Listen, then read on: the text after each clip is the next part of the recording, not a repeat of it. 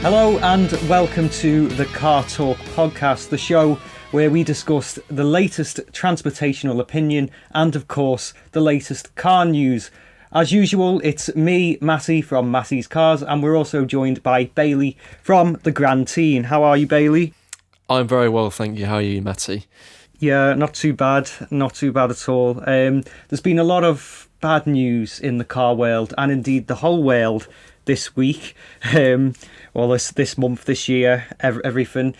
So we thought we'd couple that with the theme this week of public transport, because that is equally bad news. That is what the phrase means. It's pretty much equally shit. Yes. Yes, shit as some of the headlines that I've got here. You might as well just switch off now. Do you want to go first, Bailey, with some of the car news that you've got this week? Of course, yeah. So the first car that's actually drawn my attention to quite a lot is the new Cupra Formentor, and obviously Cupra are kind of like a sub model or make of Seat. But now they're producing their own cars, and they've produced this, the Cupra Formentor. It's got 148 bhp in a 1.5 litre petrol engine. Thank God for that. Yep. And it starts price-wise at £27,000. I think it looks spectacularly good. It's nice, and this is a bit of good news for us, at least. We all know that we're heading electric, but this is a nice little petrol car to get behind. And also, actually, I don't know about you, Bailey, but one of the only sort of SUV sort of cars that I can really say that I like.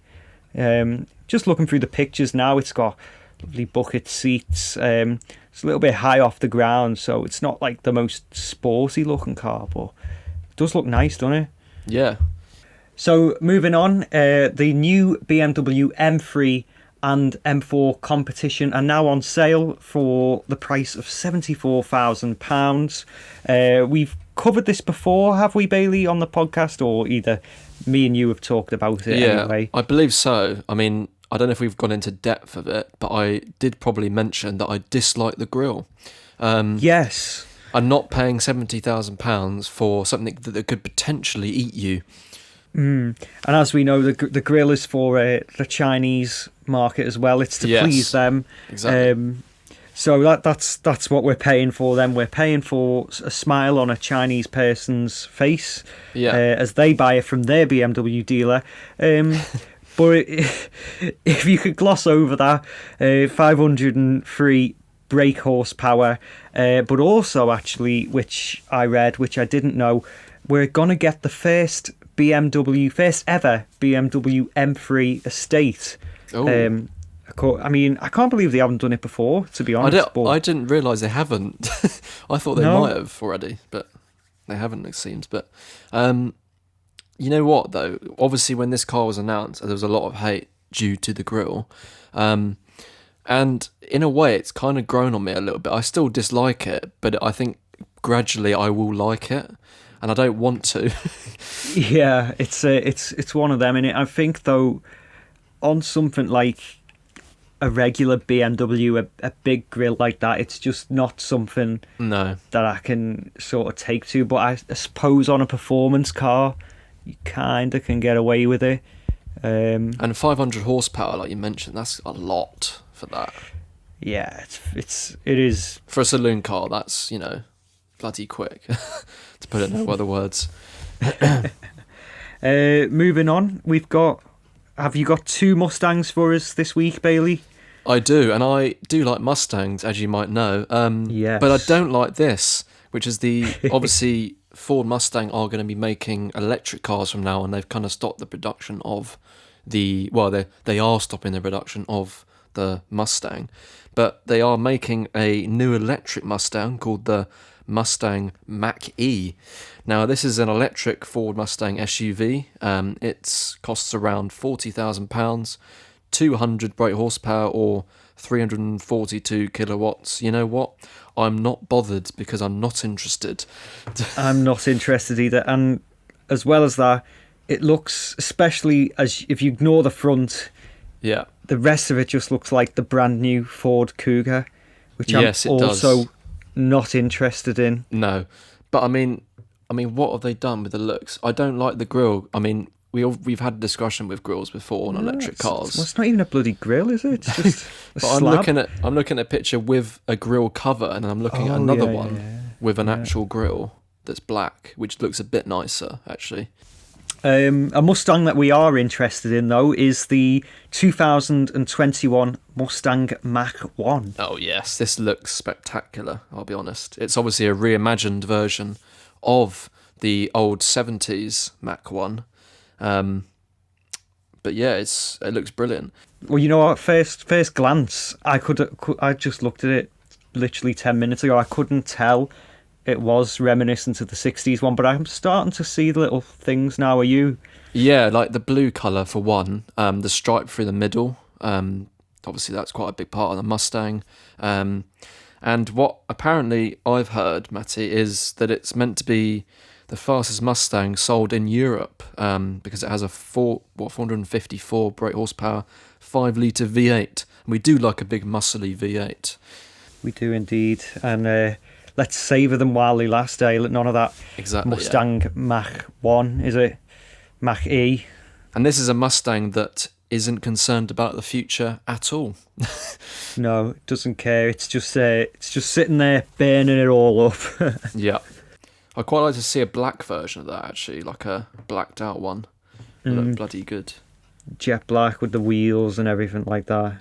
Yeah, lovely. Sticking with performance Fords, again, we've got a lot of Ford on the show this week. The Ford Fiesta ST and the Ford Puma ST, the prices have risen due to Brexit. And how has that worked? Why is Apparently, it's because of tariffs. Because Ford have to import some of the parts from America. So that's unfortunate. It's the price of an ST Fiesta has gone up £1,455. You know, quite a lot if you're buying a car. Yeah. And Fiestas aren't actually that expensive. I mean, the new one's about 18 grand, 20k. Pick up a 2-year-old one for £7,000. Yeah, exactly. But I mean, personally, that's not affecting me because I don't love STs. I don't mind them, but they're just a bit, yobbo. Massey, you say you've driven one, haven't you? Yeah, I mean, they're not as yobbo-ish as, say, a Corsa. Just trying to annoy Bailey there. But, yeah, I have driven one, actually. And the solution is, viewers and listeners of the Car Talk podcast, if you were thinking about an ST and you, for some reason, can't afford the extra £1,455, then buy a previous generation one, because I've driven it, drove it last week. It will. I know. I felt like I was letting myself down if anybody who respected me would have saw me in that car.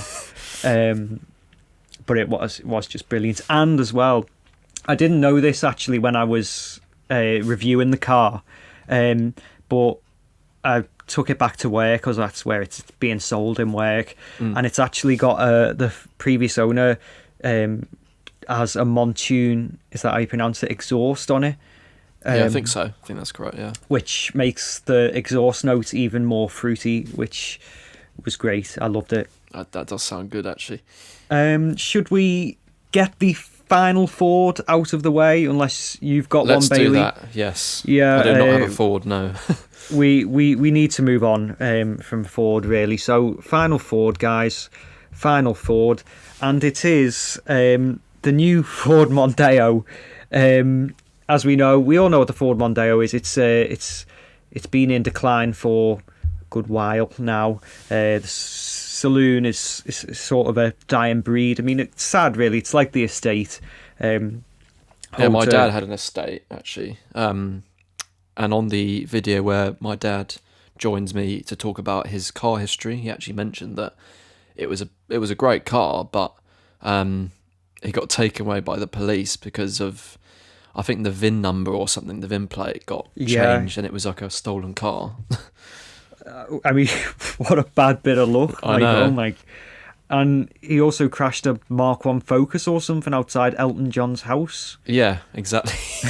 And I know the exact road, and it was actually pretty lucky because when he crashed, it went through the fence, and one of the fence posts came through the like window and hit the passenger seat. Luckily, not the driver's seat. Anyway, but that's Ford for you in a nutshell. That's Ford. But yeah, more bad news here. Ford, obviously, Mondeo's been going for ages. Ford decided not to kill off the Mondeo name completely. So they've given it a nice, dignified sort of rejuvenation is the word I'm looking for, and they've turned the Mondeo into a crossover. Of course. Yeah, just like the Puma, it's now another crossover to be added to Ford's range. So the Ford Mondeo man is now going to become the Ford Mondeo mum. Yeah, pretty much. We're going to see a lot of those, I reckon, in Waitrose. Oh, yes. But going to carry on with crossovers, actually, Matty, I have the new Vauxhall Mocha E. I mean, what in the fuck is that? It's got 134 brake horsepower motor, 50 kilowatt battery, which is, I mean, I have a bigger battery than that, and it's apparently the same motor as the Peugeot E 2008. Well, yes, Peugeot are Vauxhall at the moment. But if you're listening, anyone, if you're not watching on YouTube, it's got a two-tone colour scheme, so black and like a snot green sort of colour. So if you could imagine the Incredible Hulk that's been melted and poured all over a Vauxhall, that is it, and it's not great, is it? No, I don't think that looks at appealing whatsoever. I mean, the back really reminds me actually of the T-Roc as well. Cross between like an Astra. It's like a T-Roc and an Astra at the back. I don't know if you can see that as well because of the big badge in the middle. I think it almost looks like the Volkswagen badge even. Oh God, it does as well. Yeah. It looks strange. All cars are just starting to become the same as each other, aren't they? I know. Like, it's because they're running out of ideas. That's why I think older cars, in terms of design, are 100 times better. More ideas, more restrictions and things like. I mean, just sticking with that, just quickly. I was on the road the other day at night. I don't know about you, but in Liverpool, almost all the police cars are Peugeot 308s, the little hatchbacks. Oh, really? Yeah, and there was this car behind me, and I consider myself quite good with cars and recognising them and that, so I'm looking in my rearview mirror and, oh, that's a police car behind me. I can tell by the little triangular lights of the LED that's a Peugeot police car, or it could be. Anyway, so I moved over and all that, and just to not cause any disruption or anything like that, the car went past me. It was a bloody Mercedes B-Class. How did you get that so wrong? I mean, like you said, it's just they look all the same, don't they? Yeah, well, I mean, I don't think I could have got away with saying a B-Class is the same as a Peugeot, but yeah, no. In general, everything's looking the same at the moment, and it's a strange world. Yeah, but just going back to the police car thing you said, Matty, actually, this kind of relates to the public transport, I mean, in a way.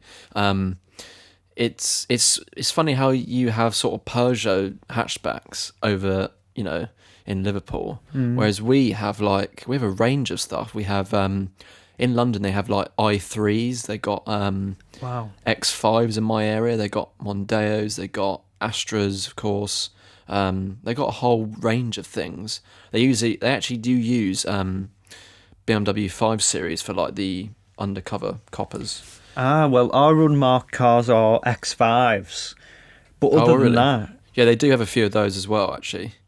Other than that, I mean, Merseyside police have, God help them, they must be on a strict budget because they've just took delivery of some Kia Sportages. I don't know who they're going to catch, but exactly. They do have a 7-year warranty, so if anything goes wrong. But yeah, we've got Peugeot 308 is the main one, but before that we used to have just Hyundais, and that was it.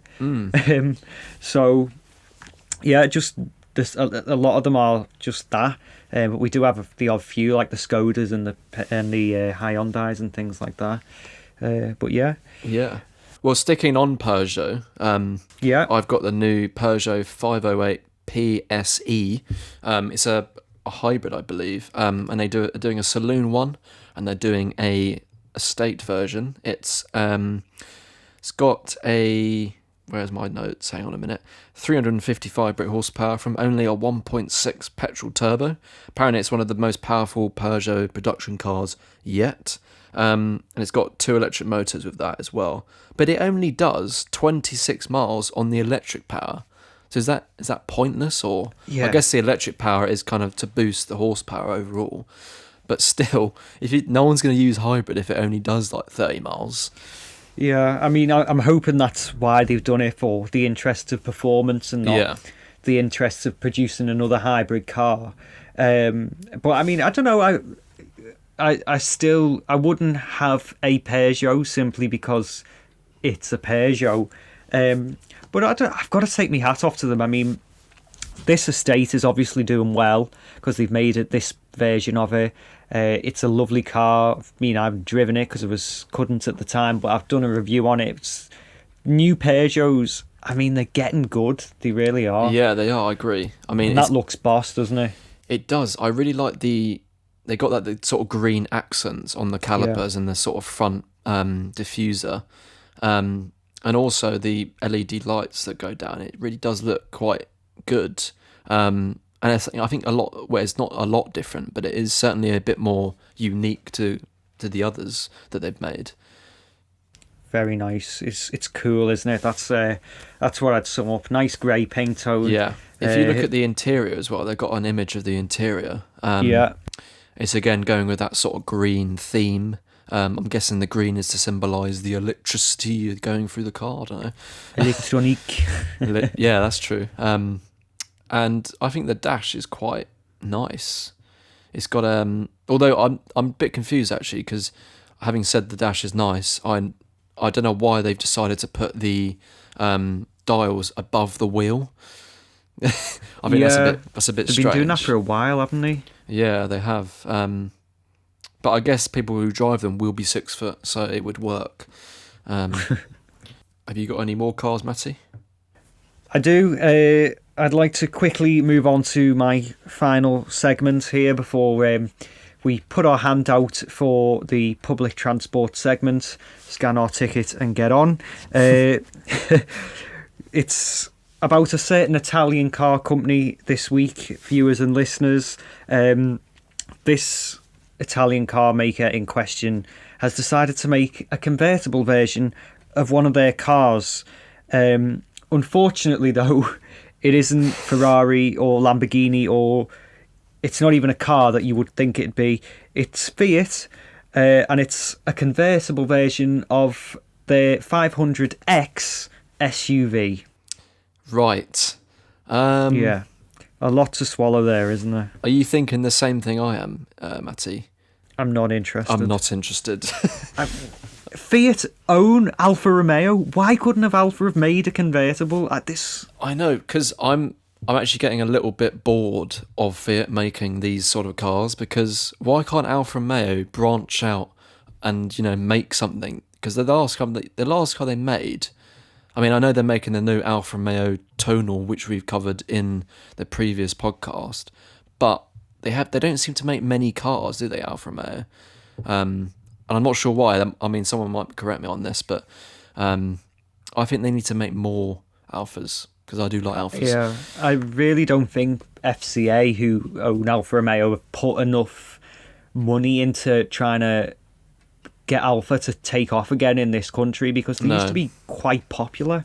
But maybe they've got no money, because all they seem to do, I mean, the Fiat 500s, the little original one, and the spin-offs that it's had, they do very well, but every 3 months a Fiat 500 special edition will come out, but at the end of the day it's like a car that come out 13 years ago, and they're still going with it.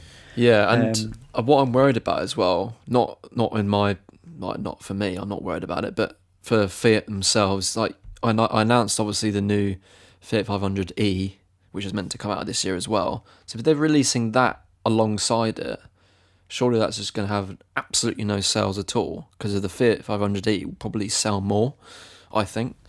Yeah, pointless. Another pointless marketing decision there. It's like the Fiat 500 Gucci. Like, what was that? Seriously.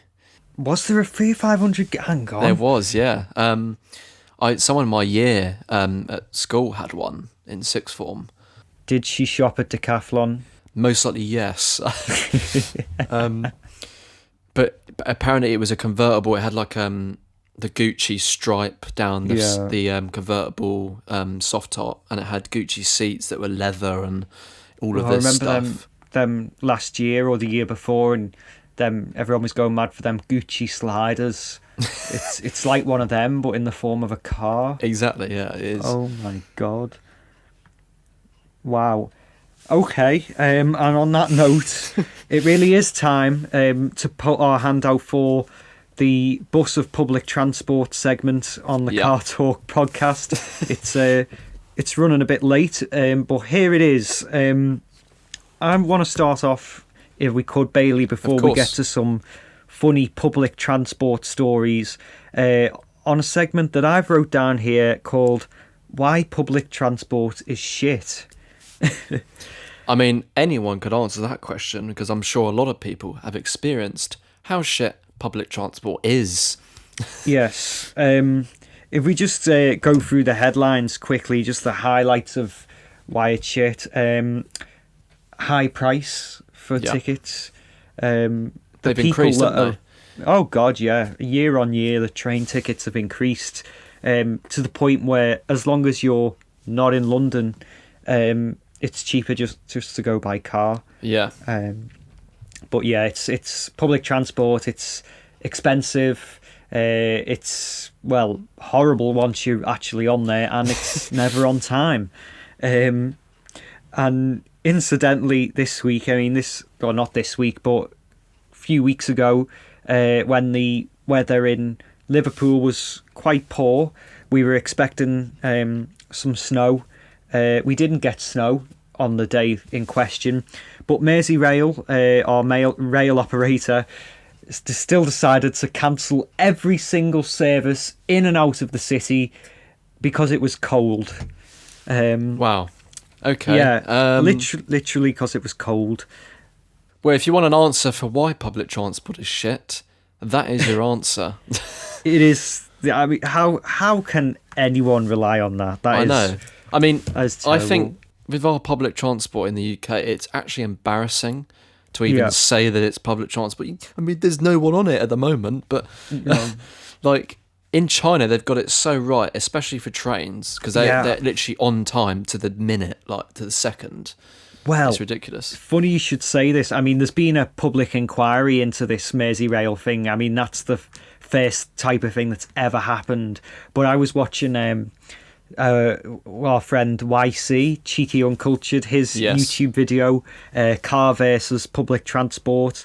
Where was that, Bailey? Was that in China? Anyway, I believe it. Yeah, he's from Hong Kong, so I believe it probably was. So in Hong Kong, he was saying that if the guy he was doing it with, that guy was saying that if the train is late, the company gets fined.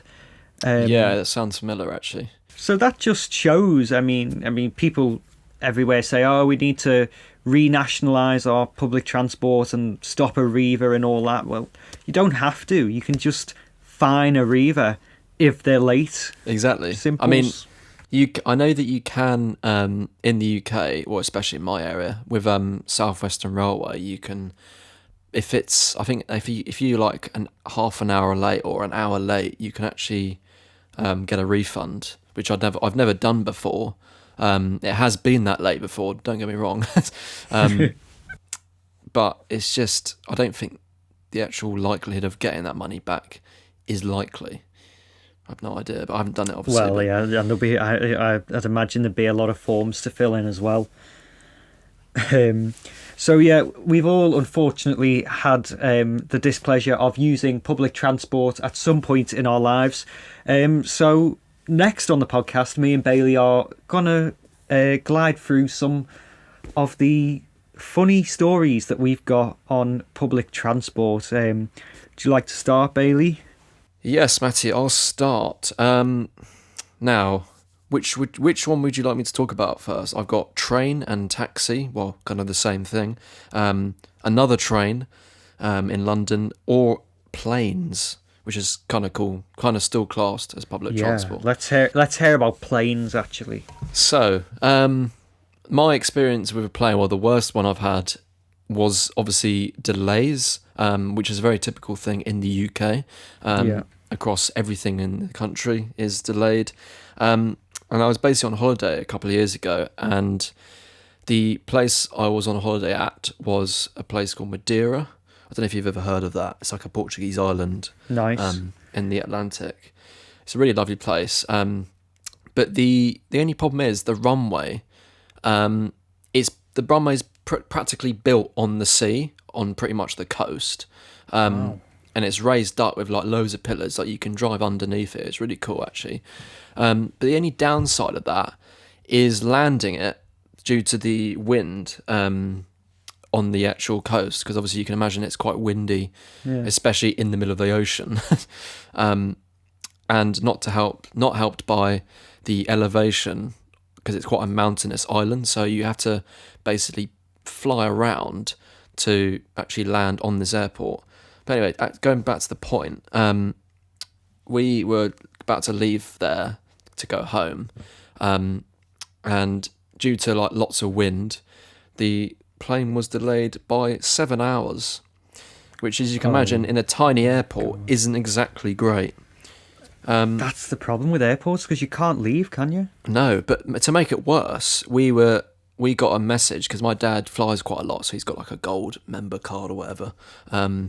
And he was announced to be upgraded or get like a better suite or something. I'm not sure what it was, but we had basically go down to the gate, and then they would take us.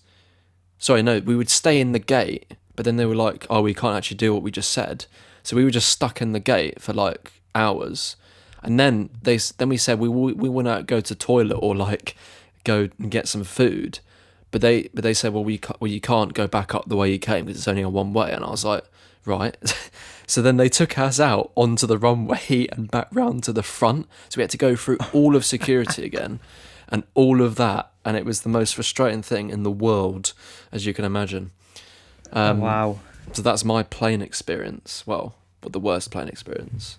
Well, I mean, I've had a few holidays recently, and the most recent one was with my girlfriend at the time. We were delayed in the airport for only like 2 hours, so not as long as you, but yeah, sort of time just stands still, and you feel like you've watched every YouTube video ever, and you resort to like downloading Temple Run or something, don't you? And playing honestly, that. yeah. I had what did I have on iPad that I was playing?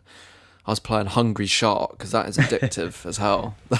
But this is like a few years ago, so it was proper in the deleting times. Notes from 2014 and things like that. You're like, wow, this is what it's come to. Literally, yeah. But yeah, plane, it's hit and miss, isn't it? Really, sometimes, most of the time you get lucky, but when you don't, you really are delayed.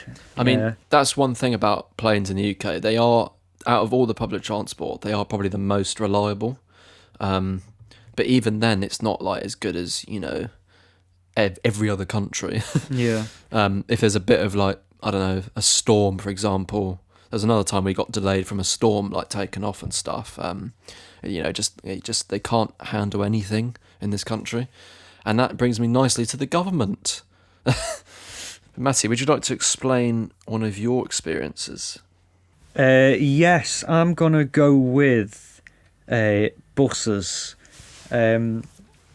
Buses were a big part of my life for a few years. So it was before I could drive, and my college that I went to was on the other side of the city from where I lived, and things like that. So all stuff like that. I mean, got a list here of things that you.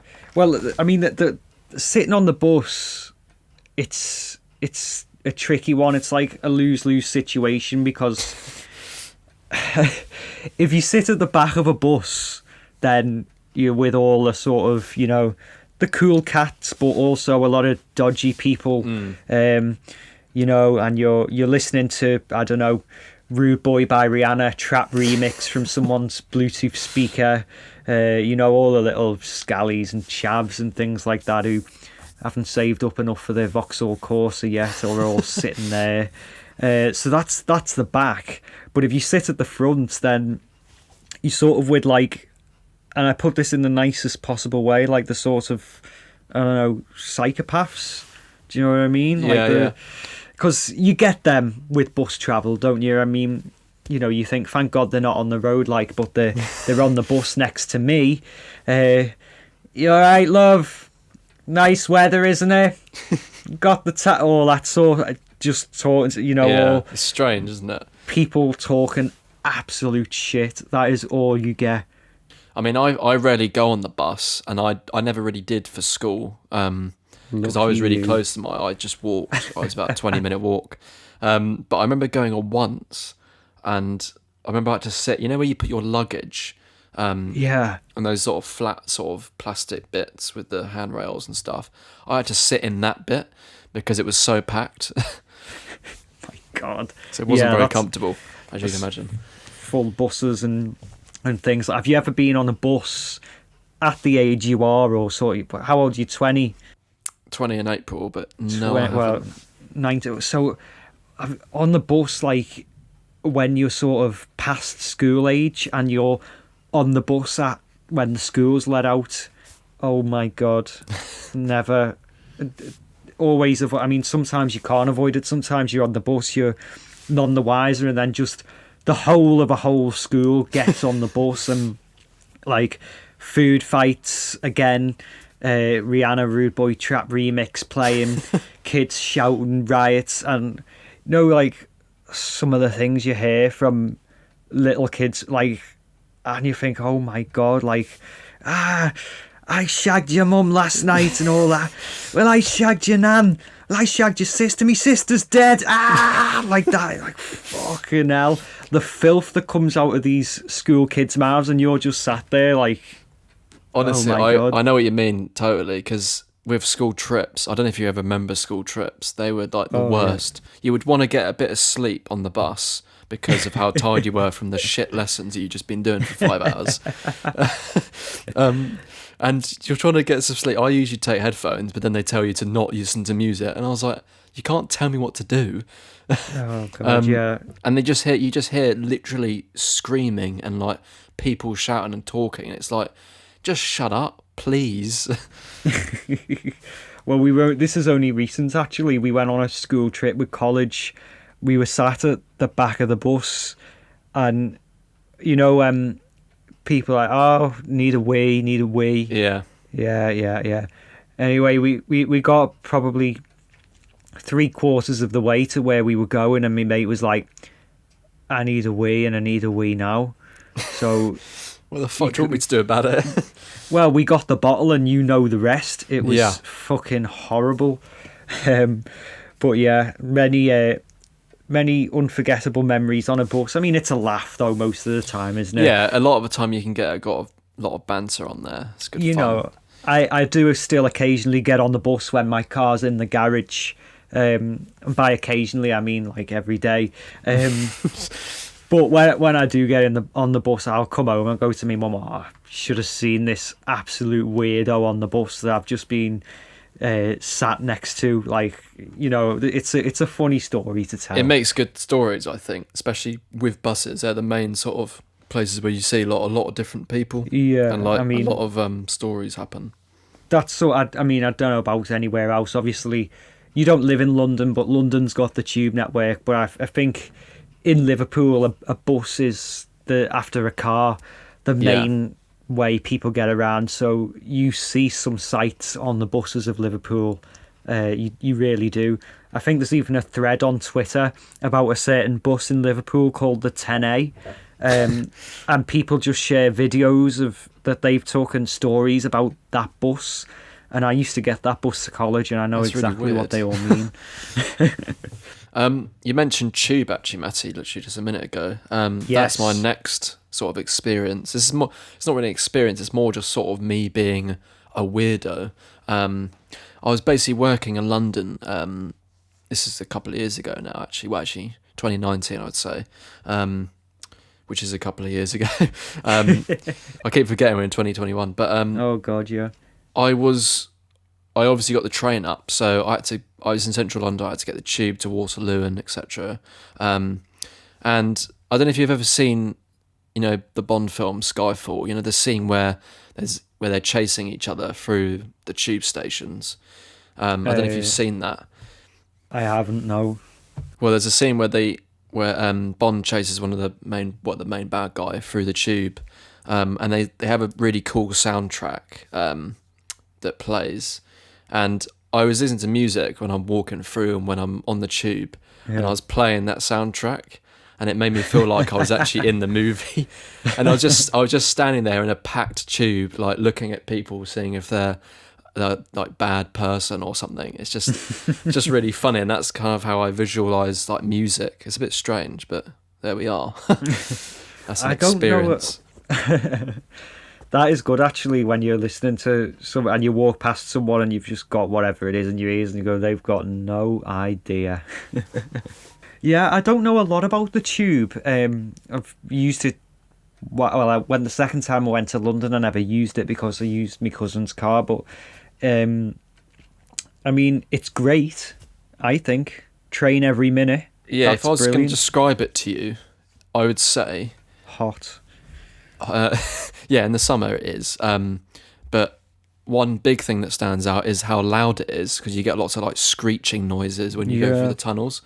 How packed it is on rush hour. I mean, obviously at the moment it's not going to be packed, but and the third thing is, like you said, every minute is quite helpful. So if you do miss one, then you got like a minute to wait.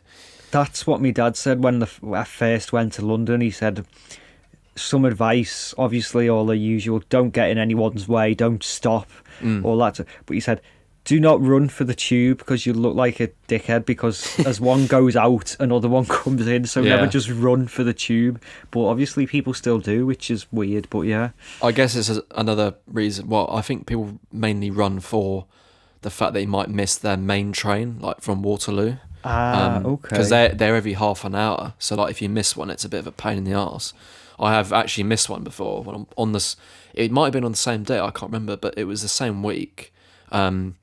I obviously got on the train. I was in Waterloo, and they have these massive like. I don't know if you've been to Waterloo, Matty. They have the massive signs saying all the stations and what train it is and where the platform is and stuff. You have to look at it. It's so tiny. You have to look at it and see which one you're on and stuff. And I remember looking at it, I just missed it by like 5 minutes, and I was like, shit. Have you seen the guy who races the tube on foot? No, I haven't seen that. He gets off a tube and then he runs through London, and then the other guy stays on the tube, and the guy who runs through London actually beats the tube. Wow. Okay, well, if you want to go through London, walk. Or get a taxi, which is the final type of public transport that at least I've got on my list. And I mean, I've got stories about taxis actually. I know you don't drink, Bailey, but I've been drunk in taxis. I've been with people who are drunk in taxis, so don't worry. That is. Well, you're the victim then. You're the real victim, aren't you? Okay, then you might resonate with this. When you're drunk with your friends in the taxis, do they tend to tell like emotional stories to the driver? Oh yeah, because definitely. It's I don't know how I dig myself into a hole, and I'm sure a lot of people listening who have been on a night out and got in a taxi, you start off with the usual, if you're being busy and all that, and then it just seems to descend into Yeah, me it telling does. him my life's problems, and I hate people like that. But yeah, the amount of crap that taxi drivers must have to listen to I from these know. people. Um, but yeah, that's the in a nutshell my experience with taxis, because I've never been in one sober. Um, but I've got a little debate for you, actually, Bailey. If you wanted to, not a debate, a question that you can answer and we could possibly debate. Yeah. But it is this: are taxi drivers bad drivers? Yes. I mean, at least in my area, I think, because I don't want to sound cliche or stereotyping, but they're mostly Indians in my Right. area at least, and they either drive really slow or really slow, and a lot of the time they have their full beam on. So when you're driving past them, you just see like full beam, and they're in like a Prius or something. But that's just what I think of it. I'm not obviously not going to go into offensiveness or anything like that, but Well, no, of course. It's rather the opposite, though. Here in Liverpool, we've got the main private company, and a lot of there's a lot of sort of judgment against them that they all drive too fast and everything like that. But yeah, there's a real everyone's got a real rampage in Liverpool. Everyone you talk to, if you speak to a black cab driver, they'll Yeah. tell you that all the private hire drivers, they don't know where they're going, they can't drive. The Uber drivers, they're all foreign, don't go to them, and all that sort of stuff. And I mean, the taxis in my area, they're very good actually. So it's a private company in Ascot, and they do like they are really nice people in there, but they're just shockingly bad at driving. well, yeah, I think the black cab drivers are always sad though, and I think it's because they don't get any fares anymore. They haven't had a fare since like 2006. But I was going to say, I think Uber's almost taking over that, aren't they? it is. I read something like 18,000. I don't know what city it was or what 18,000 black cabbies gave up just with the coronavirus. Oh, wow. But yeah, black cabs, they're definitely going to become, especially for like London, just a sort of tourist thing. Yeah. Because a tourist will come over to London, they'll have never been before, and they won't even bother. They'll just get an Uber because it's like an international thing now. Exactly, yeah. Um, Speaking of taxis though, Matty, I've got my last and final experience as well. This is kind of a cross between taxis and trains. It just basically wasn't a good evening for me, pretty much. So I was with my mate. We went karting, like go-karting in Nice. Reading. And on that night, actually, it was snowing. So when we got in, it was fine. But as we came out, it was snowing. But they actually cancelled most of the event on that evening because of the snow, because it was getting in apparently to the building, because it was an indoor indoor go-karting, like a warehouse thing. yeah. They said, look, we'll give you can either carry on now and we'll give you a refund, or you can come back next week. We just said we'll come back next week, and that was actually a good option because we would have probably missed our train because it was the last train out to Reading. Yeah, None yeah. of us drove at that point, and it was a Sunday night and it was snowing. So as we left, one thing occurred to us was that we weren't going to make the station because we had to walk there from where we were, and it was quite a far walk. It was about half an hour in the snow as well. This is about 10 p.m. as well. But luckily, on the way, we managed to find a cab. We fully had to wave at it and say, "Stop! Can you get a lift?"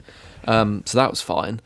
And then when we got to the station, we got on the train quite happily, and then the sudden realization of not having my phone in my pocket hit me, and I was like, "Shit, where's my phone?" And at that point, my phone was like a month old; it was brand new, and I said to my mate, "Can you phone it just in case it's somewhere I haven't looked?" I had a bag with me as well, and then nothing happened. And then he phoned it again, and then basically the taxi driver picked it up.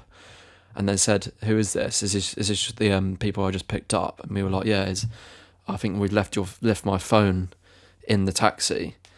Bless him, he was really nice. He actually said, "Look, well, I'll keep it on me, and if you come back, then I can give it to you." So that was a bit of relief, but obviously I didn't have a phone on me, so I couldn't obviously message anyone to say if I'm coming home or whatever. Yeah. To make life even worse, the train we were on broke down because the the rails were too cold or something like that. And bear in mind, this was a Sunday night, and I had college the next day. Basically, that we were waiting for about 2 hours on the train, and it finally got going again. Wow. And I remember my dad picking me up from the station as well at sort of 1 a.m. on that Sunday. And I had to explain what happened, and he was like, "Jesus Christ." But yeah, that was my train and taxi experience. Well, listen, there's a lot more that we could talk about here, but are we gonna wrap up there, Bailey? Or yeah, I think so. Yeah. Thanks for tuning in, listening, and watching this week's podcast. We do hope you enjoyed it.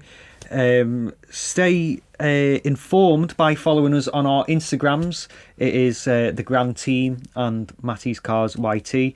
Subscribe to Bailey. It's the Grand Team, and subscribe to me, Matty, on the Matty's Cars YouTube channel. Any final thoughts, Bailey? No, you did the outro pretty perfectly, I must say. Thank you very much. Other than stay safe and stay at home. Yes. How was that for my first time hosting the podcast? Let us know. We'll see you on the next one. See you later.